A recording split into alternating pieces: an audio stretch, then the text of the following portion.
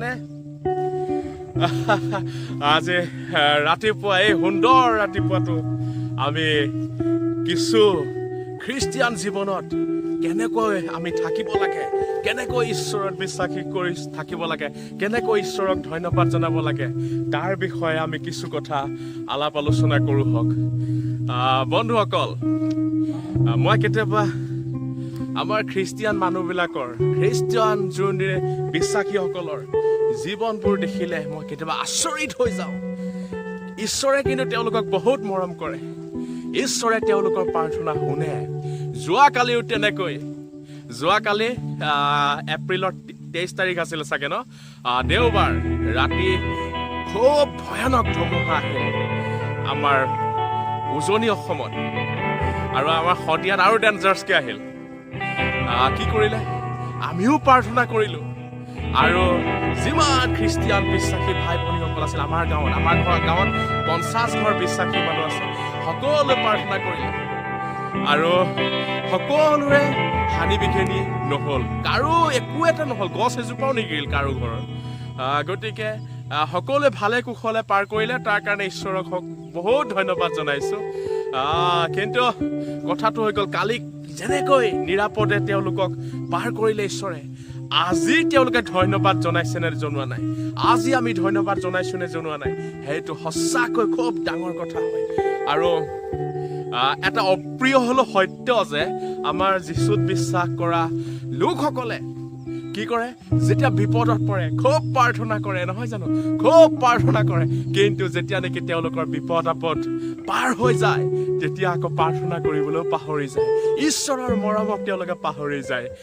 মই বহুতো খ্ৰীষ্টিয়ান বিশ্বাসী লোকসকলক দেখি মই খুব দুখ অনুভৱ কৰোঁ যে যেতিয়া তেওঁলোকৰ ভাল দিন চলি থাকে, যেতিয়া তেওঁলোকৰ হাতত টকা পইচা থাকে, তেওঁলোকৰ যেতিয়া বেমাৰ আজাৰ নাথাকে, সেই সময়ত কি কৰে, তেওঁলোকে পাৰ্টি কৰে, তেওঁলোকে মদ খায়, তেওঁলোকে জুৱা খেলে, তেওঁলোকে বিভিন্ন ধৰণৰ নকৰিবলগীয়া কামবোৰ কৰে, তেনেকৈ দিনবোৰ অতিবাহিত কৰে। আৰু পালকে কোৱা কথা নুশুনে, ঈশ্বৰৰ কাম কৰা ব্যক্তিসকলে কোৱা কথা নুশুনে, আৰু তেওঁলোকে পাহৰি যায় যে ঈশ্বৰ তেওঁলোকৰ সহায়কৰ্তা হয়, তেওঁলোকক মৰম কৰোঁতা হয়, তেওঁলোকৰ ত্ৰাণকৰ্তা হয়। এই কথাষাৰ বহুতো সময়ত আমাৰ যীশুত বিশ্বাস কৰা যিসকল নেকি জন্মগত খ্ৰীষ্টিয়ান আছে, তেওঁলোকে পাহৰি যোৱা দেখিবলৈ পোৱা যায় বন্ধুসকল।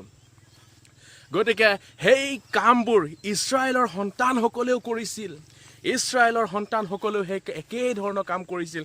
সেইকাৰণে যহোশোৱা পুস্তকৰ 24 অধ্যায় 15 পদত যহোশোৱাই এইদৰে ক'বলৈ বাধ্য হৈছিল যে যোনে য'ত গৈ থাকে গৈ থাকক, কিন্তু মই আৰু মোৰ পৰিয়ালে হ'লে সদায় জিহুৱাৰহে আৰাধনা কৰিম বুলি ক'বলৈ বাধ্যত পৰিছিলে। আজি আমি কোনটো পজিশ্যনত আছোঁ বাৰু প্ৰিয় বন্ধুসকল?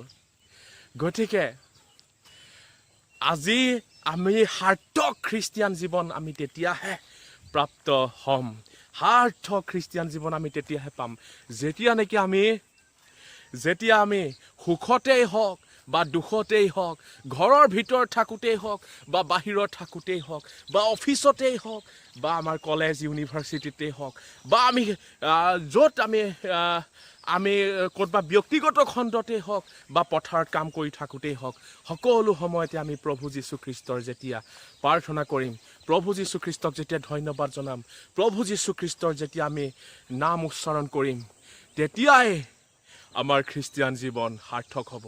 প্ৰভু যীশুখ্ৰীষ্টই আমাক আচলতে দুখত পৰিবলৈ নহয়, প্ৰভু যীশুখ্ৰীষ্টই আমাক সদায় মৰম কৰিবলৈহে, প্ৰেম কৰিবলৈহে তেওঁ আমাক আহ্বান কৰিছে। তেওঁ আমাক পৃথিৱীৰ সমস্ত দুখৰ পৰা মুক্তি দিবৰ কাৰণে তেওঁ আমাক আহ্বান কৰিছে প্ৰিয় বন্ধুসকল। গতিকে তেওঁ আমাক আহ্বান জনাইছে। তেওঁৰ আহ্বানটো হৈছে যে হে পৰিশ্ৰান্ত আৰু ভাৰাক্ৰান্ত লোকসকল, তোমালোক মোৰ ওচৰলৈ আহা, মই তোমালোকক জিৰণি দিম। আৰু আটাইতকৈ ডাঙৰ কথাটো কি জানেনে প্ৰিয় বিশ্বাসী বন্ধুসকল? তেওঁ আমাক এনেকুৱা এটা বস্তু দিলে, সেয়া হৈছে পৃথিৱীৰ যিমান টকা পইচা আছে, যিমান ধন সোণ আছে, এই সকলোবোৰ দিলেও সেই বস্তুটো আমি নাপাম। সেই বস্তুটোৱে হৈছে পৰিত্ৰাণ। আৰু সেই পৰিত্ৰাণ প্ৰভু যীশুখ্ৰীষ্টই আপোনাক আৰু মোক দিলে। প্ৰিয় বিশ্বাসীসকল, ইয়াতকৈ আৰু ডাঙৰ কথা কিবা হ'ব পাৰেনে? পৰিত্ৰাণ, যি আমি মৰিবলৈ আছিলোঁ,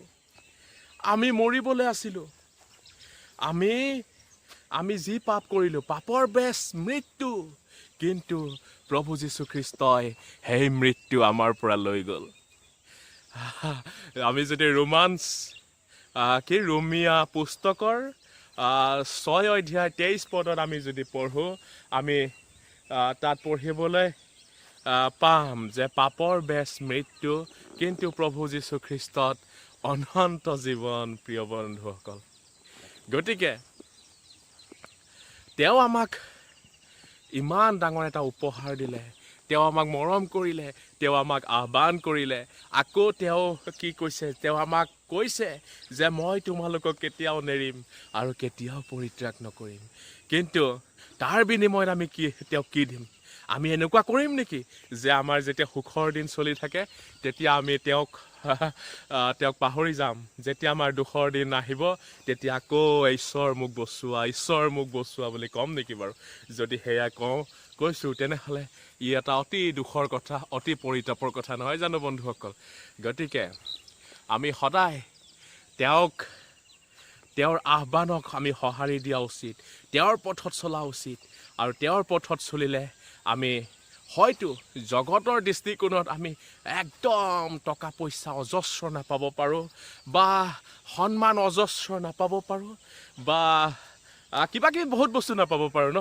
কিন্তু আমি এনেকুৱা এটা বস্তু পাম, সেয়া হৈছে পৰিত্ৰাণ।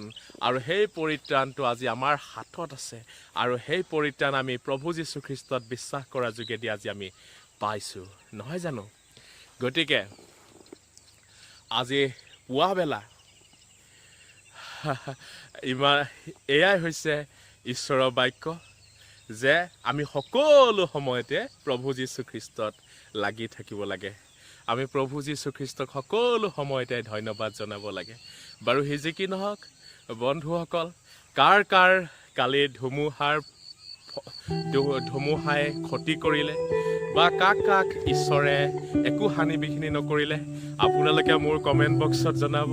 লগতে আপোনালোকৰ প্ৰাৰ্থনাৰ অনুৰোধ থাকিলে কমেণ্ট বক্সত মোক কমেণ্ট কৰি জনাব পাৰে। আপোনালোকে নাভাবিব যে আমি প্ৰাৰ্থনা আপোনালোকৰ কাৰণে নকৰোঁ বুলি। সকলোৰে কমেণ্টবিলাক মই পঢ়োঁ, আৰু সকলো কমেণ্ট বক্সত, মোৰ ইউটিউবৰ ভিডিঅ'বিলাকৰ কমেণ্ট বক্সত যিমানে প্ৰাৰ্থনাৰ অনুৰোধ কৰে সকলোৰে কাৰণে প্ৰাৰ্থনা কৰোঁ। সকলোকে ঈশ্বৰে সুস্থ কৰে, সকলোকে ঈশ্বৰে আশীৰ্বাদ কৰে, আৰু সকলোকে ঈশ্বৰে তেওঁলোকৰ প্ৰয়োজনীয়বিলাক যোগায়। গতিকে প্ৰিয় বন্ধুসকল, আপোনালোকে কেতিয়াও সংকোচ নকৰিব। মই আপোনালোকৰ কাৰোবাৰ ভাইটি হওঁ, কাৰোবাৰ ককাইদেউ হওঁ, কাৰোবাৰ আংকল, যিয়ে নহওক লাগিলে সকলো মই আপোনালোকে যিয়ে সম্বোধন কৰক, আপোনালোকে ফিল ফ্ৰী টু চেণ্ড ইয়ৰ প্ৰেয়াৰ ৰিকুৱেষ্ট। বাৰু সেই যি কি নহওক, আপোনালোকে যদি আজিৰ ভিডিঅ'টো চাই কেনেকুৱা লাগিল জনাব, আৰু যদি ভাল লাগিল ভিডিঅ'টো তেন্তে লাইকছ কৰিব, আৰু লগতে শ্বেয়াৰ কৰিব যাতে কাৰোবাৰ হেৰুৱা আত্মা উদ্ধাৰ হয়। আৰু লগতে চেনেলটো ছাবস্ক্ৰাইব কৰিবলৈ নাপাহৰিব। ছাবস্ক্ৰাইব বাটনটো দবাই টিলিঙাডালো বজাই দিব, ঠিক আছে? গতিকে দিনটো আপোনাৰ শুভ হওক, মংগলময় হওক, আৰু ঈশ্বৰে সকলো সময়তে আপোনালোকৰ লগত থাকক, ইয়াকে কামনা কৰি আজিলৈ আহোঁ। বাই।